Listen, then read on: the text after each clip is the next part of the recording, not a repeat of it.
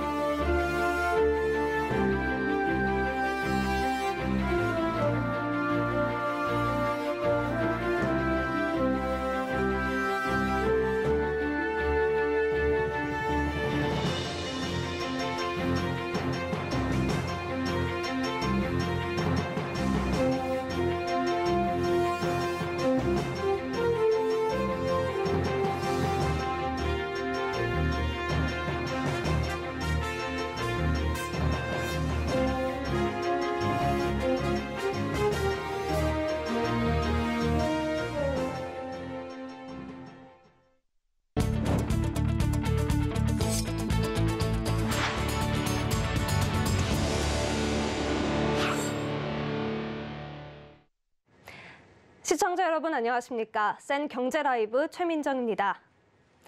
지난해와 올해 광주에서 연이어 붕괴 사고를 일으킨 현대산업개발이 최장 20개월의 영업정지 처분이 내려질 수 있다는 관측이 나왔습니다. 보도에 서청석 기자입니다. 광주 동구청은 학동 철거 사고의 원청사인 현대산업개발에 대해 8개월 영업정지 처분을 내려달라고 법인 등록 지자체인 서울시에 요구했습니다. 서울시는 지난 10일 이에 대한 의견 제출을 현대산업개발에 요청했습니다. 광주 학동 4구역 참사는 지난해 6월 재개발 현장에서 철거 중인 건물이 도로변 쪽으로 무너져 당시 9명이 사망하고 8명이 부상을 입는 등 17명의 사상자가 발생한 사건입니다. 건설산업기본법에 따르면 부실 시공 등 건설사고 조사 권한은 국토교통부에 있지만 이에 근거한 구체적인 행정처분 제재 권한은 등록관청인 지자체에 있습니다. 광주 동구청이 요구한 8개월 영업정지 요청은 건산법이 규정한 최고 수준 제재로 알려져 있습니다. 이 법에 따르면 고의, 중대과실 등 부실 시공으로 현장 근로자가 5명 이상 사망할 경우 최장 1년, 일반 공중에 인명피해를 입힌 경우 최장 8개월의 영업정지를 내릴 수 있도록 규정돼 있습니다. 광주 화정아이파크 붕괴 사고를 낸 하도급 업체 백솔기업과 불법 재하도급을 받은 한솔기업의 징계가 결정되면 원청시공사인 현대산업개발이 징계를 피하기는 어려울 것으로 보입니다. 공사의 안전관리 측면에서 대표적인 실패 사례이기 때문에 행정관청에서 특별한 행정 조치들을 하지 않을까. 브랜드 가치라든지 공사 현장에 상당한 타격을 미칠 것으로 이렇게 예상이 됩니다. 징계가 결정될 경우 학동 철거 참사 8개월, 화정 아이파크 붕괴 사고로 1년 등 현대산업개발은 최악의 경우 최장 1년 8개월간 영업정지를 당하게 돼 사실상 업계 퇴출 수순을 밟을 수 있다는 분석도 나오고 있습니다. 다만 시는 철거를 시공으로 볼 수 있을지 법적 다툼 여지가 있고 불법 재하도급과 관련해 법원 판단이 확정되기 전에 섣불리 제재 수위를 결정하면 현대산업개발이 가처분 신청 등의 대응이 가능하기 때문에 신중한 검토가 필요하다는 입장입니다. 서울경제TV 서청석입니다. 대기업의 중고차 시장 진출을 놓고 말들이 많습니다. 최근 정부는 대기업의 중고차 사업 개시 일시정지를 권고하기도 했죠. 그런데 오늘 현대글로비스가 중고차 매매 업체와 소비자를 잇는 온라인 중개 플랫폼을 내놨습니다. 장민선 기자입니다. 현대글로비스가 오늘 온라인 중고차 중개 플랫폼 오토벨을 론칭했다고 밝혔습니다. 중고차 업계와 소비자를 잇는 플랫폼입니다. 최근 업계에선 대기업의 중고차 시장 진출을 놓고 갈등이 지속되고 있는 상황. 이에 대해 현대글로비스는 중고차 시장 진출과는 차이가 있다며 선을 그었습니다. 중고차 매매업체에 판로를 공급하고 소비자들에게는 신뢰도 높은 차량을 제공하는 것을 목적으로 한 중고차 중개 플랫폼입니다. 중고차 딜러와 소비자가 오토베 플랫폼 안에서 만나 투명한 거래를 할 수 있도록 지원할 예정입니다. 앞서 중고차 매매업계는 완성차 업체의 중고차 시장 진출을 막기 위해 중소기업 중앙회에 사업 조정 신청을 했습니다. 이에 중기부는 중기중앙회에 사업 조정 신청서를 접수하고 관련 내용을 논의하기 전까지 현대차의 중고차 매입, 판매 등의 사업을 시작하지 않도록 권고했습니다. 중기부는 오는 3월 중고차 판매업의 생계형 적합업종 지정 여부를 결정할 계획입니다. 한편 현대글로비스가 론칭한 오토벨 플랫폼은 사용자의 경우 인터넷과 모바일 어플리케이션을 통해 내 차 사기 팔기, 시세조회 등의 서비스를 이용할 수 있습니다. 회원가입을 한 중고차 매매업체에는 맞춤형 서비스를 제공해 거래 투명성을 실현한다는 방침입니다. 특히 허위 매물을 팔다 적발된 딜러는 회원 자격을 영구 상실시키는 규정 등도 마련했습니다. 서울경제TV 장민선입니다. 최근 금리 인상과 수급 공백 등으로 국내 증시의 지지부진한 흐름이 이어졌는데요. 이에 국내 지수 하락에 베팅하는 상장 지수 펀드의 수익률이 높아지며 투자자들의 관심을 끌고 있다고 합니다. 보도에 윤혜림 기자입니다. 코스피 2,900선이 무너지는 등 국내 증시의 내림세가 두드러지자 이달 들어 증시가 하락하면 수익을 얻을 수 있는 인버스 ETF 상품이 수익률 상위권을 차지했습니다.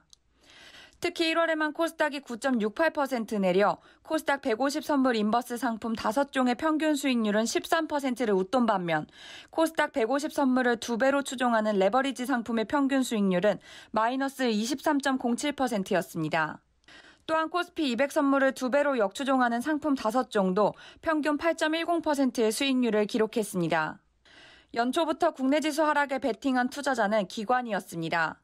1월 첫째 주 해당 10개 종목의 수급을 조사한 결과 개인은 2천억 원이 넘게 순매도를 했으나 이 물량을 모두 기관이 사들인 것으로 나타났습니다.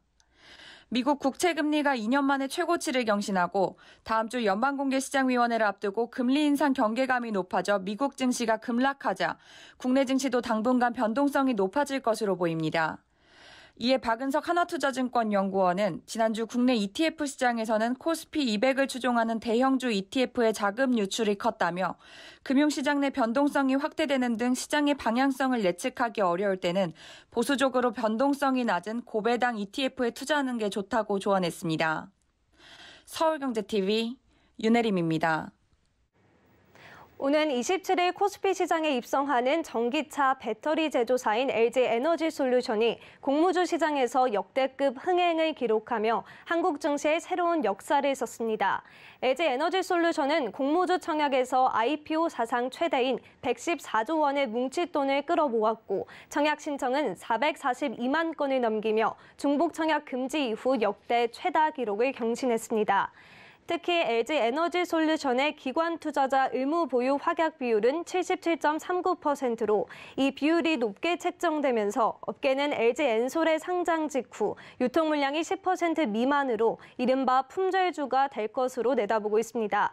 이에 시초가가 공모가가 30만 원의 2배로 형성된 뒤 상한가까지 치솟는 이른바 따상 기대감도 높아지고 있습니다.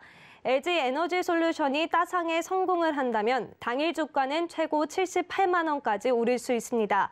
이렇게 되면 한 주당 48만 원의 차익을 얻게 됩니다.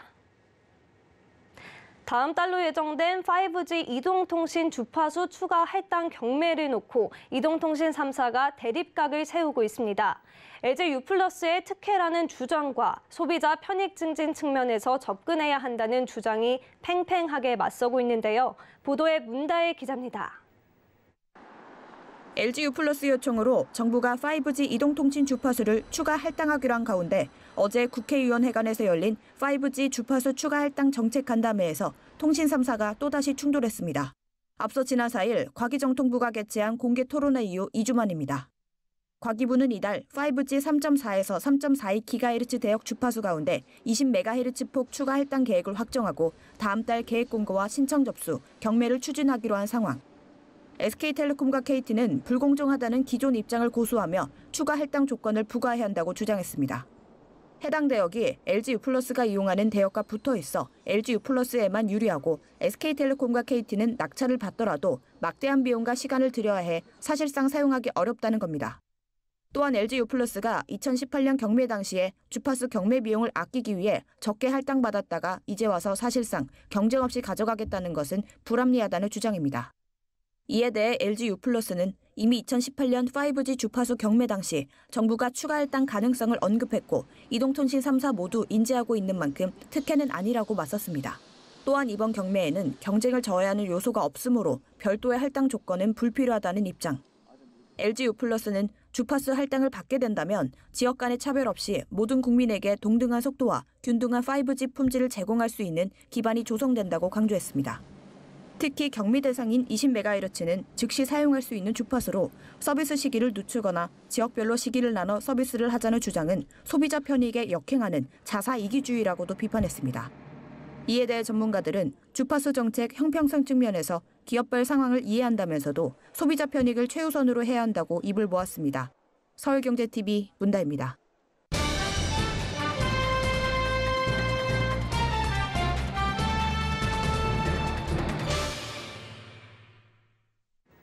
지난주에 한국은행이 기준금리를 올렸죠. 올해 두세 차례 인상 기조가 이어질 것으로 전망되면서 금융 소비자들은 부채 등 돈 관리를 과연 어떻게 해야 좋을지 고민이 깊어지고 있습니다.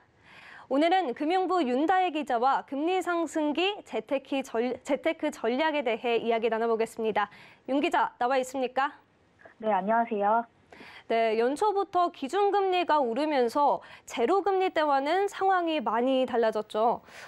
예적금 이자도 이전보다 매력을 갖추고 시작한 모습인데 과연 어떻게 접근하면 좋을까요?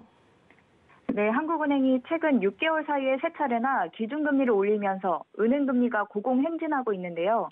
이 때문에 제로금리 시대엔 주목받지 못했던 은행 예적금 상품에 관심이 쏠리고 있습니다. 금리 상승기에는 금리가 계속 오르기 때문에 안정적 이자를 담보하는 예적금 상품에 분배하는 것이 투자 전략의 하나가 될 수 있습니다. 최근 시중은행의 경우 연 2.6%에서 최대 연 4.4% 수준의 적금 상품이 등장했으며 저축은행의 경우 우대금리 적용 시 최대 연 7% 상품도 찾아볼 수 있습니다. 다만 금리 인상이 지속되는 만큼 예적금 만기는 짧게 가져가는 것이 유리합니다. 예적금의 경우 가입 시기에 금리가 정해져 있어 장기 상품에 가입할 경우 상대적으로 이자를 덜 받게 되기 때문입니다. 예를 들어 1년짜리 정기 예금보다는 3에서 6개월마다 바뀐 금리를 적용하는 정기 예금에 가입하는 것이 유리하다는 겁니다. 이에 시장금리 조정을 일정한 주기마다 반영하는 해전식 상품이 재조명되고 있습니다. 해전식 상품은 12개월로 설정하고 해전 기간만 경과하면 사전에 정해진 이자를 받을 수 있어 중도 해지에 대한 불이익이 없습니다. 또 경과 후 해지하고 다른 상품으로도 갈아탈 수 있습니다. 네, 이렇게 금리가 오르면 예적금 이자가 많아지는 건 좋지만 대출 이자를 생각하면 이렇게 한숨이 또 나오기도 하는데 대출을 받아야 한다면 어떻게 하는 것이 좋을까요? 네, 주택담보대출 금리는 연 5%대를 넘어 6%대까지, 신용대출 금리는 5%에 진입할 가능성이 커지고 있는 상황인데요. 이 같은 금리 상승기에 신규 대출자들의 경우 고정금리 상품의 장기 대출을 선택하는 것이 훨씬 유리합니다. 변동금리는 코픽스나 단기 금융체에 따라 3개월에서 1년마다 기준금리가 재산정되는데요. 기준금리가 오르면 변동상품 대출이자도 함께 상승합니다. 반면 고정금리의 경우 대출받을 당시 금리가 지속되기 때문에 기준금리 변동에 영향을 받지 않습니다. 금리 상한형 주담대 등 정부 정책 대출을 적극적으로 활용하는 것도 이자 부담을 완화하는 데 도움이 될 수 있습니다. 금리 상한형 주담대는 일반 대출보다 이자를 더 내는 대신 금리 상승폭을 일정 수준으로 제한할 수 있는 상품입니다. 이 상품을 활용하면 1년간 기준금리가 여러 차례 올라도 대출금리가 바뀌지 않습니다. 또 영끌 B2 차주들은 기존 부채에 대한 조정이 필요합니다. 기존 변동금리형 부채를 가급적 고정형 부채로 바꾸는 게 나은데요. 다만 금융당국의 대출 총량 규제로 인해 기존보다 대출 규모가 축소될 수도 있기 때문에 갈아탈 때 신중한 접근이 필요합니다. 기대출자들은 우대금리, 금리나 요구권 등 금리를 깎을 수 있는 수단을 활용해 이자 부담을 줄여야 합니다. 금리나 요구권은 신용소득이 개선됐을 때 활용하면 도움이 되며 올해부터는 상호 금융권에서도 쓸 수 있습니다. 네, 그동안 저금리에 많은 돈이 시중에 풀리다 보니 동학개미 열풍, 또 가상화폐 등 투자 열기도 뜨거웠는데 금리가 오르면 이런 분위기에도 아무래도 영향이 있겠죠. 네, 금리 인상기에는 직격탄을 맞을 수 있는 자산을 멀리하는 것이 좋습니다. 위험 자산으로 분류되는 부동산, 암호화폐나 장기 채권에 대한 거리 유지를 하는 게 좋습니다. 금리 상승할 때는 장기 채권보다는 짧은 기간 안에 만기가 돌아오는 단기 채권에 대한 비중을 늘리는 것이 낫기 때문입니다. 올해는 빚을 내서 투자하기보단 가중부채를 줄여나가는 전략이 필요합니다. 금리 인상으로 자산 수익률이 기대보다 떨어질 만큼 부채 규모를 줄이고 금리 인상의 수혜를 받는 자산 쪽으로 전략을 수립해야 한다고 전문가들은 조언합니다. 네, 올해는 공격적인 투자보단 아무래도 자산을 지키는 쪽으로 가야 한다는 이야기 잘 들었습니다. 금융부 윤다혜 기자였습니다. 고맙습니다.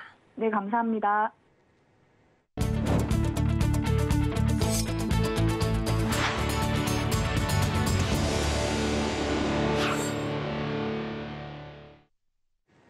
한국토지주택공사가 보호종료 아동을 위한 자립준비청년 매입 임대주택 400호를 공급합니다. 자립준비청년 매입 임대주택은 지난해 7월 발표된 정부의 보호종료 아동 지원 강화 방안 등에 따른 일환으로 아동복지시설 등에서 퇴소하는 보호종료 아동의 자립을 돕기 위해 공급하는 주택입니다. LH는 보유 중인 청년 매입 임대주택을 자립준비 청년에게 우선 공급해 최장 6년까지 거주할 수 있도록 할 계획입니다. 청약은 오는 24일 시작됩니다. 잔금 대출을 받지 못해 아파트에 입주하지 못하는 비율이 최고치를 경신했다는 조사 결과가 나왔습니다. 주택산업연구원이 한국주택협회와 대한주택건설협회 회원사 500여 곳을 대상으로 지난달 전국 아파트 미입주 사유를 조사한 결과 잔금 대출 미확보 응답이 40.7%로 가장 많았습니다. 이 비율이 40%를 넘은 건 지난달이 처음으로 2017년 6월 관련 조사가 시작된 이래 월간 단위로 가장 높은 수치입니다. 이는 지난해 말부터 금융당국의 가계부채 관리 강화 정책으로 금융권에서 대출받기가 어려워진 결과로 풀이됩니다. 중소기업계가 불공정거래 해소를 위한 목소리를 높였습니다. 조성욱 공정위원장을 만나 원자재값 상승에 따른 납품단가 연동제의 도입 필요성을 강조했는데요. 보도에 정세미 기자입니다.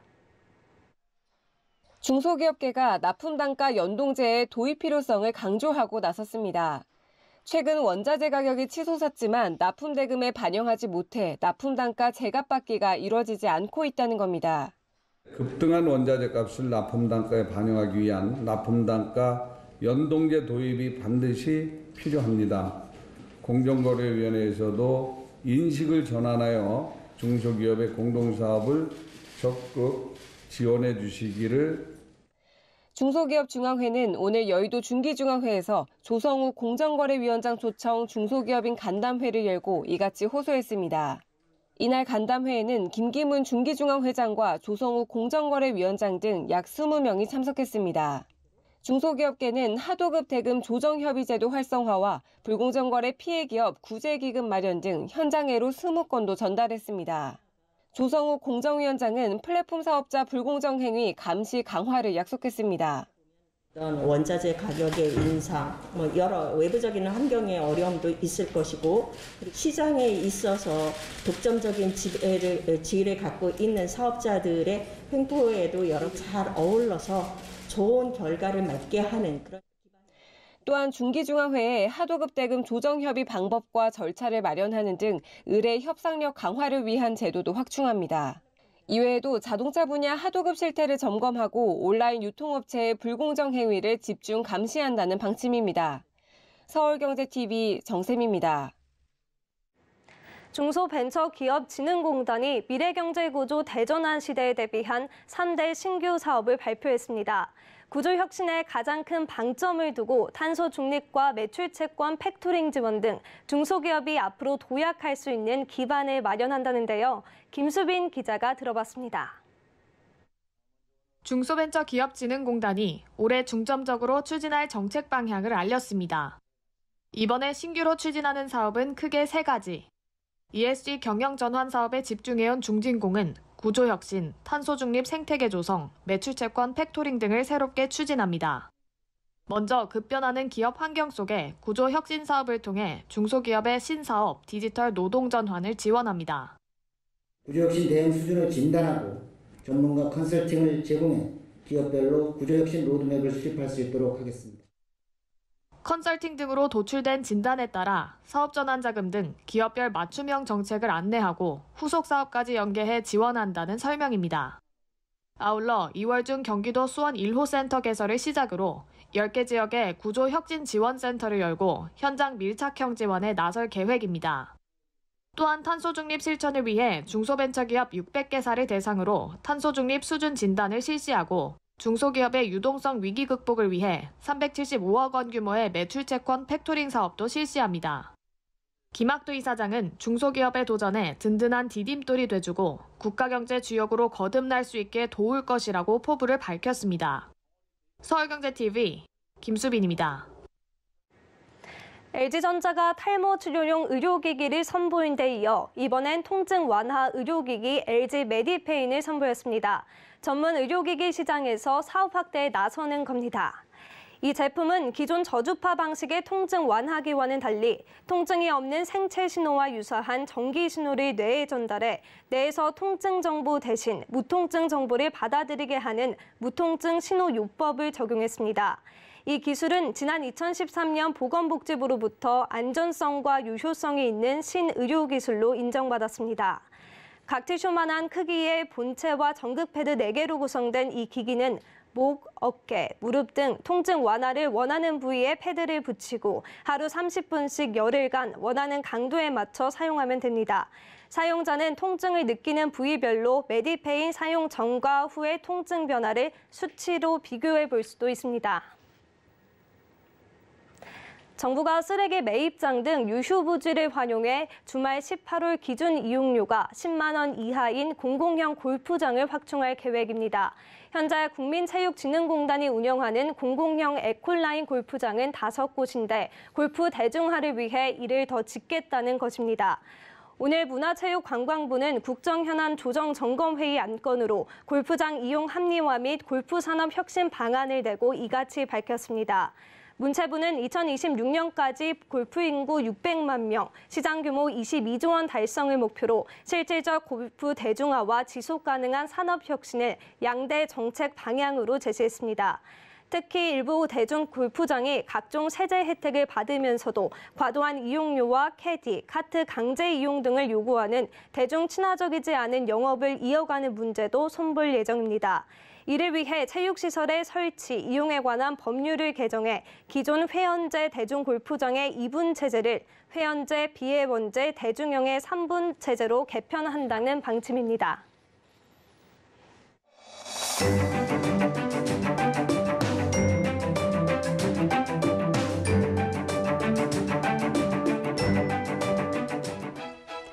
안녕하세요. K웨더 라이프스타일 리보 박유라입니다. 절기 대안인 오늘도 찬바람이 불며 추웠습니다. 내일도 추위는 지속됩니다. 서울의 아침 기온 영하 8도까지 떨어지겠는데요. 하지만 낮부터는 평년 기온을 회복하겠고요. 주말부터는 추위가 차츰 누그러질 것으로 보입니다. 다만 날이 풀리면 미세먼지가 찾아오는데요. 내일도 일부 중부와 전북, 경북을 중심으로는 먼지 농도가 높게 오르겠습니다. 한편 전남 동부와 경남 지역은 대기의 건조함이 지속되고 있는데요. 호흡기 건강미 화재 사고에 유의하셔야겠습니다. 내일은 중국 북동지방에 위치한 고기압의 영향을 받겠습니다. 다음은 자세한 지역별 날씨입니다. 중부지방 대체로 맑은 가운데 아침 기온 수원 영하 9도, 춘천 영하 11도, 대전 영하 10도까지 떨어져 강추위가 이어지겠습니다. 동해안도 맑은 하늘이 예상됩니다. 아침 기온 강릉과 울진 영하 5도, 속초는 영하 6도까지 내려가겠습니다. 남부지방도 맑은 가운데 아침 기온 전주와 대구 영하 7도까지 떨어지는 등 강한 한파가 이어지겠습니다. 동해와 일부 남해상으로 풍랑특보가 내려진 가운데 물결이 최고 3에서 4m까지 매우 높게 일겠습니다. 주말부터 한파는 물러가지만 전라와 제주, 경남, 강원, 영동을 중심으로는 비나 눈이 오는 곳이 있겠습니다. 날씨였습니다. 생경제 라이브 저희가 준비한 소식은 여기까지입니다. 편안한 저녁 시간 보내시기 바랍니다. 고맙습니다.